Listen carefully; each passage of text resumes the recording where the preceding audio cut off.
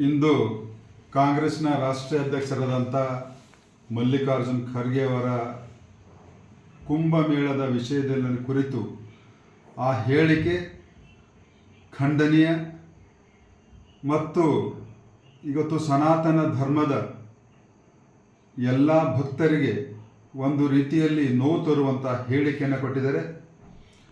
ಕುಂಭಮೇಳದಲ್ಲಿ ಹೋಗಿ ಸ್ನಾನ ಮಾಡಿದ ತಕ್ಷಣ ಬಡತನ ನೀಗುತ್ತದ ಅಥವಾ ಬಡವರ ಮಕ್ಕಳಿಗೆ ಶಾಲೆ, ಉಚಿತ ಆರೋಗ್ಯ ಇಂತಹ ಸವಲತ್ತುಗಳನ್ನು ಸಿಗ್ತವೆ ಅನ್ನುವಂಥ ಒಂದು ಕೀಳು ಮಟ್ಟದ ಹೇಳಿಕೆಯನ್ನು ಕೊಟ್ಟಿದ್ದಾರೆ.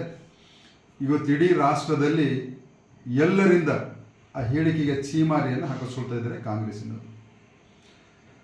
75 ವರ್ಷದಲ್ಲಿ ಸುಮಾರು 56 ವರ್ಷಗಳ ಕಾಲ ಭಾರತವನ್ನು ಆಡಳಿತವನ್ನು ಮಾಡಿದಂಥ ನೀವು ಕಾಂಗ್ರೆಸ್ಸಿಗರು, ಅನೇಕ ರಾಜ್ಯಗಳಲ್ಲಿ ಅತಿ ಹೆಚ್ಚಿನ ಆಡಳಿತ ನಡೆಸಿದಂಥ ನೀವು ಕಾಂಗ್ರೆಸ್ಸಿನವರು, ಗರೀಬಿ ಹಟಾವ್ ಅನ್ನುವಂಥ ಘೋಷಣೆಯನ್ನು ಕೊಟ್ಟಿದ್ದಂಥದ್ದು ಕಾಂಗ್ರೆಸ್ಸಿನವರು, ಭ್ರಷ್ಟಾಚಾರ ಎಷ್ಟರ ಮಟ್ಟಿಗಿದೆ ಅನ್ನುವಂಥದ್ದನ್ನು ಉಲ್ಲೇಖವನ್ನು ಮಾಡಿ ಅಂದಿನ ಪ್ರಧಾನಿಯಾದಂಥ ರಾಜೀವ್ ಗಾಂಧಿಯವರು ಕೇಂದ್ರ ಸರ್ಕಾರದಿಂದ ₹1 ಕೊಟ್ಟಿದ್ದರೆ 15 ಪೈಸೆ ಮಾತ್ರ ಬಡವರಿಗೆ ತಲುಪುವುದನ್ನಂಥದ್ದು ಹೇಳಿದವರು ನೀವು. ಹಾಗಾದರೆ ಮಾನ್ಯ ಖರ್ಗೆ ಅವರೇ, ಇವತ್ತು ದೇಶದಲ್ಲಿ ಬಡತನ ನಿಗಲಿಲ್ಲ ನಿಮ್ಮ ಅವಧಿಯಲ್ಲಿ ಅಂದರೆ ಕಾರಣ ಏನು? ಇವತ್ತು ನಿಮ್ಮ ಕಾಂಗ್ರೆಸ್ಸಿನವರಿಗೆ ಹಿಂದೂ ಧರ್ಮದ